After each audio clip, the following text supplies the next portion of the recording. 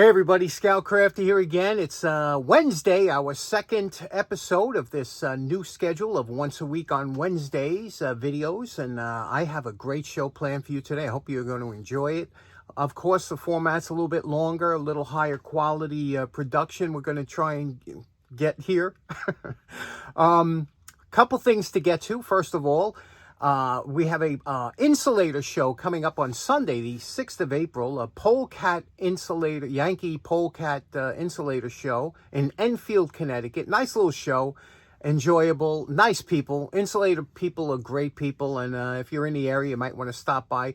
I'm going to show you one of the things I like to do with the insulators I collect. I do enjoy all types of insulators, but I like to make little lights and things like that, so we're going to do that. But what I wanted to do is a little bit different, challenge myself, and to make, a lot of you enjoyed that plaque or the base I made for the torch, and you said, well, I like that base, but a lot of you don't have lathes. You say, how can I make something like that without a lathe? I'm going to show you. You don't have to have a lathe. There's always different ways you can achieve the same outcome in your shop.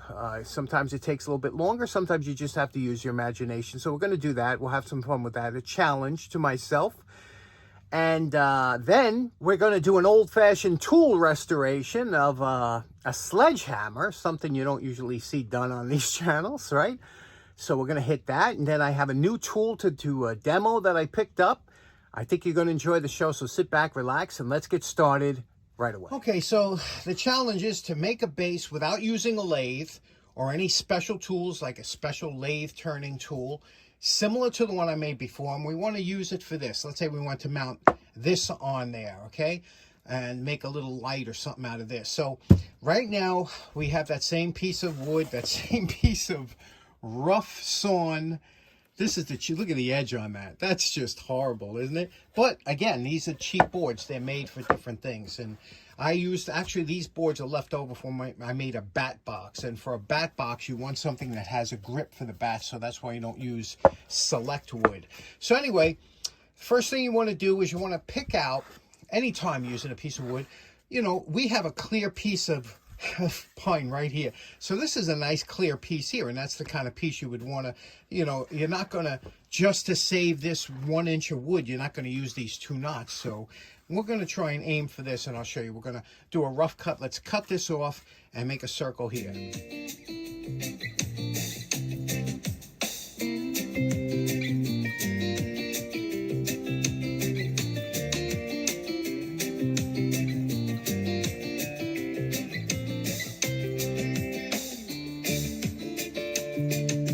Okay, now this is just with a flat handsaw, regular handsaw. It will get it close to a circle, okay? It's circular. You see, there's little edges here. But now you could take a file, and you could file those off if you wanted a perfect circle. But what we're going to do now is that little pump. Remember I said push down hard on the compass? That's your center point. We're going to drill a hole in there, 1/2 inch, or whatever size your motor arbor is. And when I say motor arbor, most of us have a wire wheel, or this one's my fiber wheel, but most of us have a motor. It doesn't matter. You take your grinder motor that you have your grindstone on, you just take your guard off, and it'll have a shaft, and it's usually 1/2 inch. We're going to drill a 1/2 inch hole, and we're going to mount it to this motor.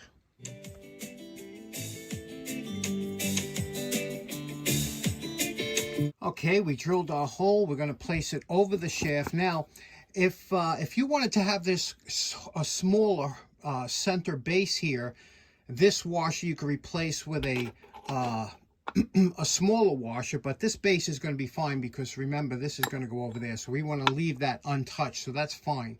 We're going to put the nut on here and tighten it down. Now, I always prefer, I tell you this, I always prefer using a slow speed grinder, which is 1700 RPM. This is a higher speed buffer, 3600. You know, it's a little wonkery. So make sure you try and get as close as you can to circle, and you'll see why when we turn it on. Let's tighten it up. Anytime you're working with something that could possibly fly apart, like wood, you know, when wood gets to a certain speed, it could fly apart where you're working on it. always stand aside to it. In other words, don't stand here. This is the danger zone, okay? Stand either here or stand here, but never indirect, because if it does blow out, it'll go that way. So I'm going to stand to the side and just turn it on just to see what it looks like. And you can see that's fine. Now comes the fun. Now we're going to try and use this as if it was a lathe, and let me show you how we'll do that without any special tools. Okay, so what are we going to use as our tool? Now, like I said, this is a challenge to myself. I am going to use a piece of 1/2-inch galvanized pipe. See this? That I have laying around. I've probably found this. And all I'm going to do is I'm going to take a hacksaw and I'm going to cut this at like a 45-degree angle. That's all I'm going to do. I'm going to cut this at a 45-degree angle, and that's it. Let's do that. Okay, normally this is where the safety Sallies soil themselves. This is a little bit sketchy. However, if you just take your time and think about what you're doing. Now, this is what we're going to use as the brace here for our tool. And you can see I just took a piece of wood. You can build it up with blocks, whatever. I have it clamped to the edge of the bench, solid, right? I also have the motor clamped down. And if you notice, I have this about 50%. You want about halfway up, in line with the bolt, okay? As close as you can get. And you don't want it too far apart. Let's do some redneck turning. Now, I just filed the tip of this here, and I'm wearing a face mask.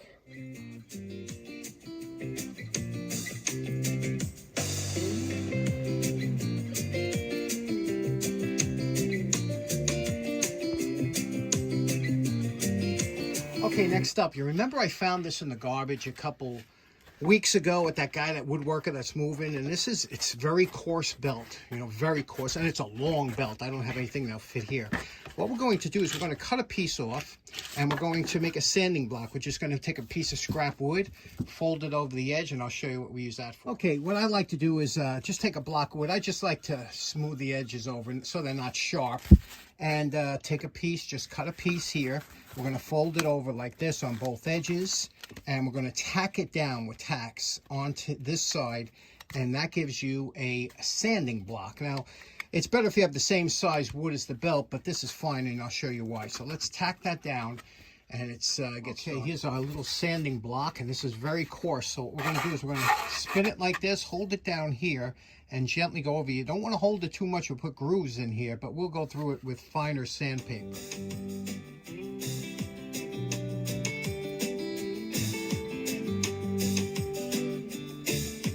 Okay, here we go. No lathe, no problem. Now what we're going to do is we're going to, on the bottom, we're going to cut that little trough out so that we can run the power cord. And we have a socket, and this is the socket we chose, this one here. Now you can see this is a candelabra, which is what we want. And what we're going to do is we're going to put that in there. Now what we had planned is to put a piece of plexiglass on here so that it could rest within this ring. But I'm going to see if we're going to get a green one, because I'm going to use a clear bulb, and I like a green insulator. Let me go upstairs, get a green one. Okay, we might use this one. I'm not sure. This is like, whatever we use. See this hole here? Well, we have to cut out a disc of, let's say, plexiglass, okay? And that's represented by this here. And that will create be standing off proud of the wooden base here. And then we'll have some screws with the standoffs, and we'll put the socket in. So this way that when you put that insulator on there, it can't move from side to side or fall off the base. This is why I always save my scraps. Okay, now, like I said, we want to raise this piece up here. We're going to need something to a standoff. You see, about 1/4 of an inch. And you can see I did this little trough using a Forstner bit, and you can see how nicely that goes in there.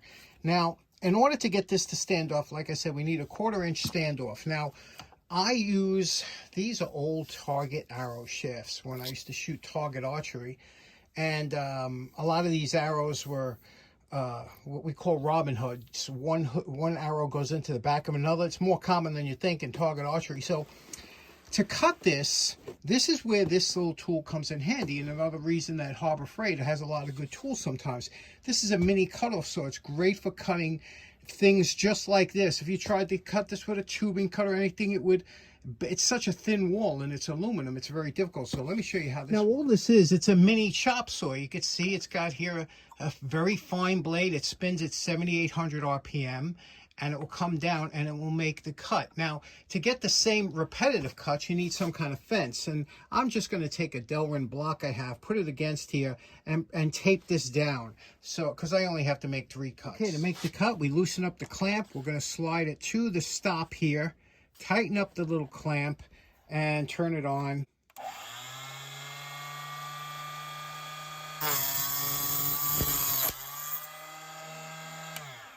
Now, a lot of times they do go flying, so you got to be leery of that. Luckily, this one here turned up close. Now you can see these standoffs will go under here like this. I'll do 3 of them. You'll see what that looks like here. Okay, and then I will drill it right in the middle of those standoffs and put a screw down, and that'll keep that elevated. So when this goes on here, it'll fit like a glove like it does. And there we go. Now we'll stain this after we drill the holes for the screws. We're coming along good. Now here we have 1 coat of gun stock stain followed by 2 coats of shellac. This is what your second coat of shellac will look like. It's kind of a shine to it. Right now you can make this glossy if you like that, it's fine. But I like it dulled down a little bit. So what I do is I take some steel wool after you get to this point here, and you'll dull it down a little bit. You'll just go over it here. Any shiny surfaces, you'll dull it down with the steel wool. Once you dull it down and get it nice and, you know, blended in, then I go over it with some Butch's Amber Paste Wax, and then this is good to go. After you apply the Butch's Wax, a quick buffing brings up a nice luster. Okay, we'll call this project done. You see how we did with that little disc there and the standoffs, and you can see when this goes on here, it seats right in the middle. It can't go anywhere. And we can have a variety of different bulbs. I'm just going to put in this 1/2 watt LED bulb just to test it out here. And you can see it fits over again nicely. You could clean it. You could change the bulbs, whatever. Let's plug it in, see what it looks like. And we're calling this project done. You can see how nice these look, especially one on the shelf. You can make them any color. You can put different color bulbs in there. I'll show you what it looks like. You can change it with the clear. See, but it won't self-center because it's not made for this particular one, but you could change it for different insulators. But with the other one, it's self-centering because of that disc we made. You see, when you put that on, it can't move anywhere. And these are always good, especially with that nice homemade plaque we made. So what do you think of that? Here is that same insulator with a flame type bulb. Okay, next up, another project you don't see on other channels. And that is this humble sledgehammer. Who doesn't love a good sledgehammer? Now, I prefer a sledgehammer with a slightly lighter head. I get a faster swing on it. Now, of course, if you're breaking up cement or something, you need a heavier head. But for a lot of projects that you might have, an intermediate sledgehammer is fantastic to have. This one here, I'll weigh it in, see what it weighs in at. Okay, and now you see here, this particular hammer is the one I used to smash up the TV, and a couple people say, you know, it looks a little bit, for you, it looks a little bit kind of an old hammer. It is. I always want to do a quick cleanup on this. Not a restoration, because I like to use this size, but the handle is a little bit loose. You can see it's got some ring type in there. I don't know. That I don't like those particular ring type expanders. Just me. However, let's take it apart. Let's take the handle off of it. We're going to have to press it out. And I can't get this into the dake because of the handle's too long. So we're going to have to figure that out and see what we can do. Now, the first thing you want to see if you can reuse the handle is how much you have. This is the swell of the handle. After this, it tapers down again. So you have about a 1/2 inch that we could bring it down. So you can drill in a 1/2 inch here around the top, around that ring that I hate, until you can drill just about 3/8 of an inch down, and then hopefully you can get a vice grip on the edge of this and wiggle that out. You got to get that ring out of there. Once you drill enough away that you get vice grips in there, and you wiggle it until you loosen it up, and then you'll be able to get it out like that. And let me tell you, these things are tough to get. This one looks like it was made from a piece of pipe or something. I don't know. Anyway, that's out of there. Now we can knock that out. Now, if this ain't sketchy, I don't know what it is. But where we have a board here, you see that? We have it resting between the bench and that board, and we're going to bang down with just a piece of broom just to knock that out of there because it's stubborn. Now, the hardest part of doing something like this is when you try and save the handle. If you were just putting a new handle on, you could easily drill it out, whatever. But since we're trying to save the handle, it's a little difficult. Now, here's what we have. We took it out here. We measured the top and the bottom. They're exactly the same. Some hammers have a wider bottom or wider top, so you want the wider part going towards the bottom. This way you don't have to spread the top as much. But this has exactly the same, so we'll put it on the same way it came off. Over here, you could see here we had to, you know, drill it out in a little bit, and it's all mangled. And so we're going to cut this off. And then we're going to try and refit this. Okay, we cut off as much as we want. See, we cut it all the way down. Got rid of all that bed. Now we're going to make this, move this down a little bit so that it swells a little bit further down and it will fit in here. Okay, when you're trying to fit a handle, always mark one side of the handle so you know when you're refitting it, you're always trying to refit it the same way. Because if you keep switching it back and forth, it won't work out. When you put it in like this or like this, whichever way you're going to go, look at the top and see where you have any gaps. And you can see it's a tight fit there, but we have to get it down to the swell here, which we move this swell down. Now it's the time to make your cut across for your wedge. I always like to put a small hole at the bottom of my wedge kerf so that it won't transmit down further. That'll stop it from splitting anymore. And now we can clean up the handle and the head. Now when you're dry fitting it, you want to look over here. You see we got a gap here and we got a gap there. So that means we don't want to take off any of this here. We want that to fill in, but it's tight on the sides. And you'll see when I take this off. Now it's on there solid. I'm going to bang it off and you'll see where it's rubbing. Okay, there's where it's rubbing. You see the rub mark there and the rub mark on this side? There's a little seam in there. And that's where it's rubbing. That's fine. You're just going to relieve a little bit here until we get this to go up further. And this is a little proud of the top. So let's do that. Okay, we're whacking it down. I notice it's getting closer to the top. We want this to be at a little bit higher than the top. So we got to keep working it. And again, we want these gaps to close up. So we don't want to take any off here, any off here. We'll just keep removing a little from there. From there until it gets all the way up. And don't worry if you have any gaps up here because that gets filled with the wedge, remember? Okay, we're filling in the gaps nicely on the bottom. Look how close we're getting to being flush with the top. And again, don't worry about that little bit of gap. That'll fill in when you wedge it open. And we're getting close. Now is the time that you want to clean up the head because you don't want to leave it on the handle. Okay, that's it. We're flush. And we're all tight around the bottom. Let's clean it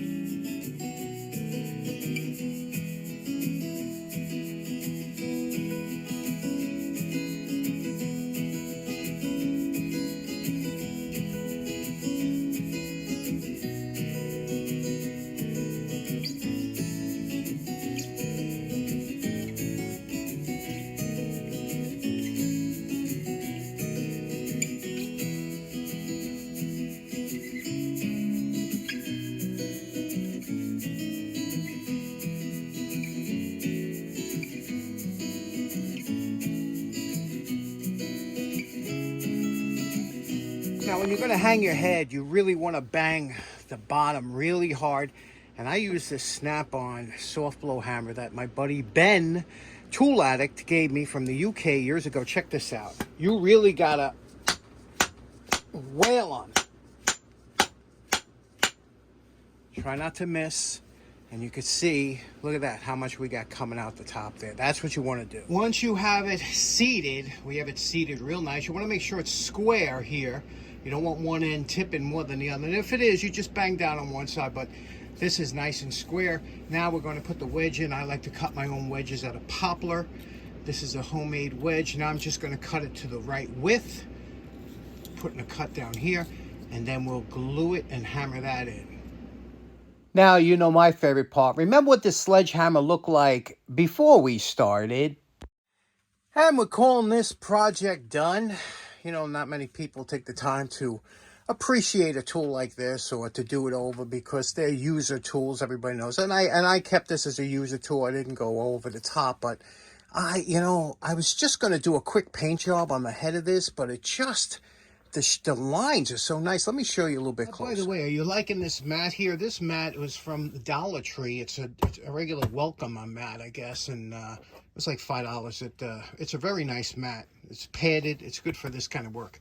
So anyway, here's what we did. We just did a quick cleanup. Again, I didn't polish it, but it does have a nice reflection to it. Look at the iron here, right? Filled in everything, really nice. Linseed oiled that. This is marked US and 6. I believe, see, it's US, and I believe this is a 6 because it's P6. It's a 5.5 pound sledge, just the head, so maybe it's 6 altogether. With the handle, we were able to save it. And you know what I like to do on here. This is a gun stock, 3 coats of shellac, then followed by waxing. It's very nice. Now, I know a lot of guys like a linseed oil finish, and if you're going to use a sledgehammer every day in the field for hours, linseed oil is good. The problem is linseed oil gets dirty. It just attracts dirt, and if you're going to do over a tool like this as a wall hanger and just an occasional use, I don't see let me show you what linseed oil looks like. This is a linseed oil finish. This is a years of added linseed oil. This was my great-grandfather's handle. I cut it to make a shorty because it was broken near the top, but if you like it, you know, some people prefer this kind of, but it always will come out like that dark brown, kind of dirtyish. It'll absorb hand, sweat, and oil. It's okay. And the reason they don't come from the factory with linseed oil handles is for that reason, because if people would touch them on the rack and they would turn dirty, and nobody wants to buy a dirty handle from, you know, on a hammer. But this will maintain its look for many years to go. And it also it seals the wood, which is good. On the bottom, I put my Regal Red, and that's just to distinguish it and also to help you find it in the field. I do it with all my hammers and whatnot, a little bottom red or whatever to give it a color. But what do you think of this? Do you like sledgehammers? Do you find this one just a nice shape, right? A traditional sledge. Okay, next up, years ago, I set up my shop I was going to run some air tools. I bought every kind of air tool you can imagine and a compressor, but the compressors are noisy and they're a pain in the neck to deal with, and air tools are noisy, and you got to run air lines, and it was a pain. So I got away from it. Electric is the way to go. And I always wanted to use air die grinders, right angle air die grinders. These are the best, especially in restoration, tool restorations. Well, like I said, I don't want to run air, so Milwaukee came out with a battery one, which looked fantastic, but problem is they're price prohibitive. The things run $219 without the battery. Then you got to buy a battery and the charger if you don't have that 12-volt system, which I don't. So you're up to, you know, you're up to $300 and at least, and I said, yeah, I just can't swing that. I can't justify it. So Hercules came out, which is a Harbor Freight brand, came out with their die grinder. This one here, 12-volt lithium ion. It was just came out brand new. It's supposed to be, it's made in probably the same factory because Milwaukee tools are made in China. This is made in China. It's probably the same thing. What I like about this, though, it has a 5-year warranty. Now, the one good thing about, if anybody knows Harbor Freight, they don't mess with, they're like Sears used to be. If you bought it there, within 5 years, you bring this back, they'll just say, take another one off the shelf. They're great like that. So I said, and with the lifespan of my family, 5 years, pretty much a lifetime warranty for me. So this was $59, 15% off because I got coupon. And I had to get the charger and the battery. So it comes out to like $130. However, I can kind of justify that because I always wanted one of these. And let me show you, if you don't know what one of these are and what they can do, let me just run through it and let's take a look at what this is. I must say their owner's manual is very good, not like traditional ones that you see. It comes with 2 pages of Safety Sally warnings, and then it comes up with the basic use, nice diagrams. It's very simple, right to the point. Comes with a belt clip if you want to put it on separately. It comes in a bag. I will not opt to put that on. I don't hang it from the belt. and 2 collet wrenches, pretty thick wrenches, surprisingly thick and heavy wrenches. And then it shows you the speeds. Look at the speeds on there. Pretty interesting, right? Can you see that? And that's it. And this is what you have. Now, I haven't charged the battery. This is what the battery reads right out of the box, 2. So it should be enough to run it, and then we'll charge it. This charger works for the 20 or 12 volt. And let's put it together. Those of you that don't know, these slip on just like regular tools here. It can only go on one way. You just push it on like this here, and there's a button here to release it. But there you go, the light comes on, and then you set your speed. Now to set the speed, there's a LED light in the back. You could go 1, 2, 3, and 4. Sounds very good, very smooth, quiet, comfortable, well balanced. The only thing I'm not crazy about, this is I think a holdover to the Air Tools. They always had this kind of trigger lock that I guess it doesn't. I might remove that. I don't see, just this part here, because you always have to lift this up to, you know what I mean?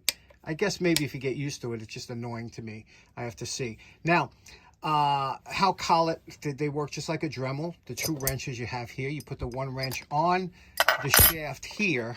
1 wrench goes on the shaft. The wider wrench goes over here and tightens down onto whatever you're putting in, and that's what closes the collet.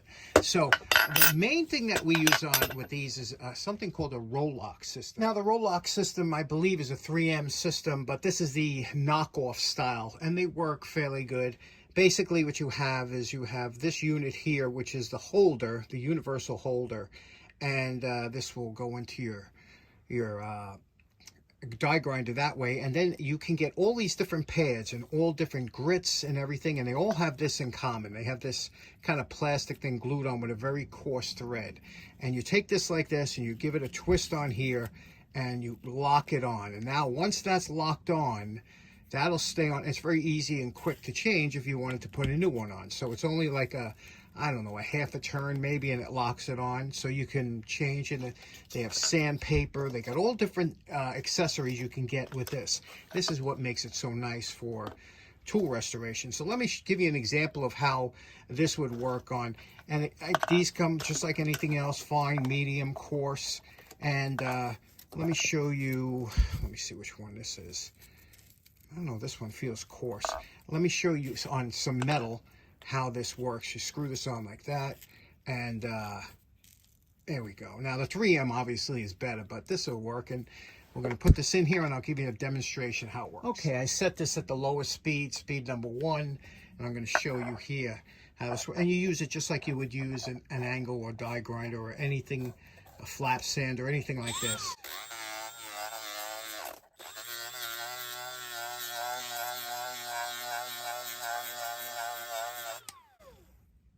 There you go. There you can see. Now you can see the scratches, obviously, because this is a pretty coarse disc.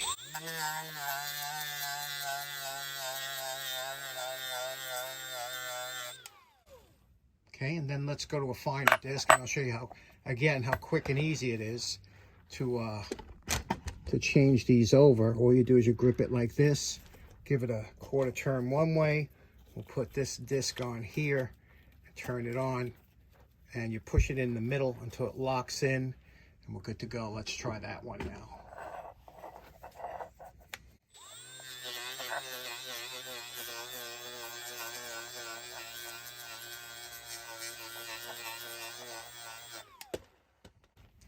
Now you can see there's a lot less scratches there, right? Isn't that nice? The game changer, it really is. I always wanted one of these, but I just couldn't swing the $300. What do you think? Okay, so in closing, another mosh of an episode. I hope you enjoyed the projects we did today. I hope you get a chance to get in the shop. No excuses, and have a great day. We'll see you again next week. Take care now. Bye-bye.